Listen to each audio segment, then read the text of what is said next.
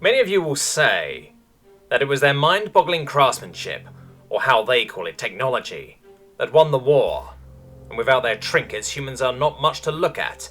This, however, is wrong. Datria stood in his white ornate mithril armor with gold outlines, indicating his respected rank to other neophytes he was preparing to become proper warriors of res. Sure, human weapons and machinery are among the mightiest things you'll ever see. It is quite a sobering sight when you see their armored chariots charging into enemy lines, and when you see them use a weapon that can destroy an entire city, you begin to wonder if you worship the wrong gods. But during the war I saw the magic that can match their technology, so I know full well that, as mighty as human weapons are, it was not what won the war for them.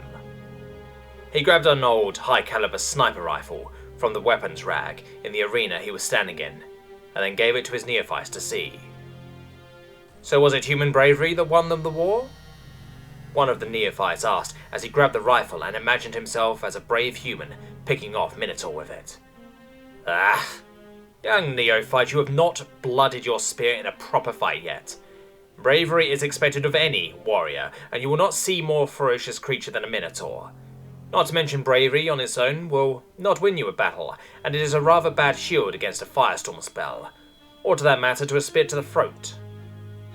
Datria grabbed the spear and pointed at the throat of the foolish neophyte, catching him off guard while he was still looking through the scope of the rifle. Is that a challenge? The neophyte was somewhat furious with such blatant threat. Yes. Go ahead, you with that human rifle against me with a spear. Datria spoke with a smile, and he stepped back to give him the advantage of the range. The neophyte feeling confident holding a ranged weapon, armed with training rounds, which was so easy to use. So he began shooting at Datrius, who rapidly dodged his shots, and closed in the distance. The scope actually was more of a hindrance now. Within seconds, Datrius disarmed the neophyte and had him on the ground once again, spear pointing to the throat. As I said, bravery is not a good shield, but a sound mind is. Something you should keep in mind, young neophyte. Rez does not want you to die stupidly, for he has thousands of brave fools in his palace in Elysium. As such, they are not in the most honoured sits. Something humans know all too well. Datrius said, helping the neophyte back to his legs, who bowed in reverence of his better. You see, humans are not simple strangers to war, but are masters of war. I was fortunate enough to fight alongside with the humans during the Noir-la-Dame War, and even more fortunate enough to be led by them. Without any doubt, you will not find a commander better than a well-trained human officer. I will gladly step aside before even a human lieutenant, the lowest-ranking human officer, for I know they will lead us to victory. Datrius spoke as he was doing combat exercises with his spear, showing off his superiority to the neophytes. When the humans came to our aid, they knew little of ways of magic, but they could learn on the fly and quickly were able to change their tactics to face it. As we fought together at first, I thought them to be rather arrogant and stuck in their own ways, but imagine to my surprise when they heeded my advice. They knew to respect my wisdom and how to use it to the best of their abilities. It is something that they teach in their military academies.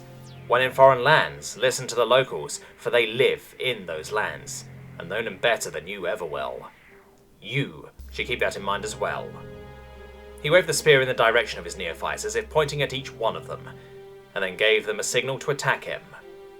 Their wisdom, however, is not their only remarkable trait. They are superb tacticians and strategists, with remarkable ability to anticipate enemy actions. When we held joint war councils, I've seen those human officers with just a sliver of information about the Noir-la-Dame army be able to predict their movements and maneuvers, and then be able to come up with tactics and strategies to effectively fight them and achieve victories over them despite overwhelming numerical disadvantages.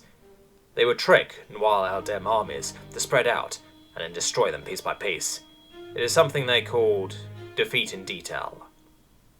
He spoke as he was separating them to make sure each fight was one-on-one, and quickly dispatching them using his superior skill. By the time he finished speaking, each neophyte was on the floor and yielded. Now let's talk about human technology, and let me drop first part of another human wisdom.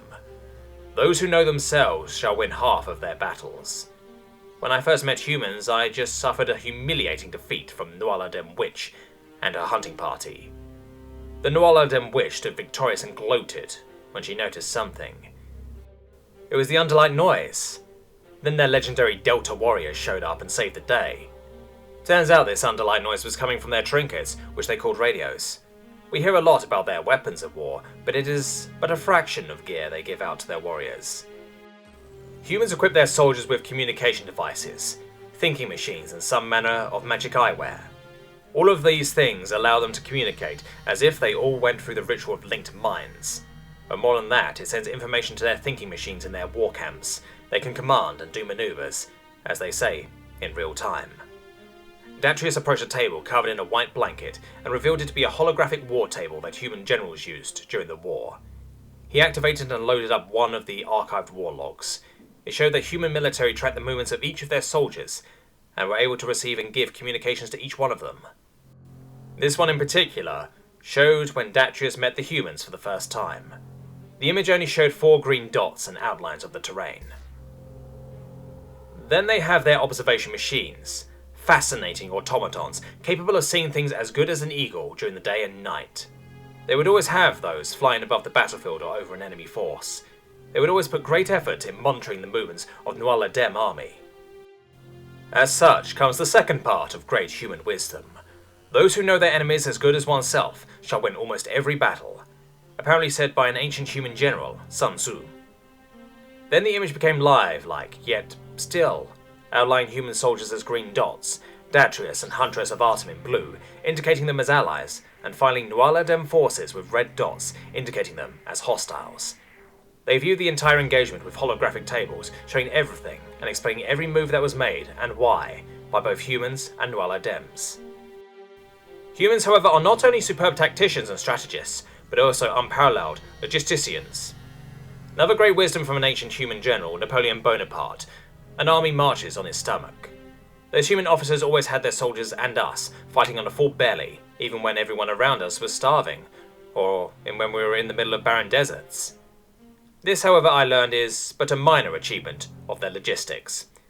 You see, all this technological human army requires is an enormous amount of supplies.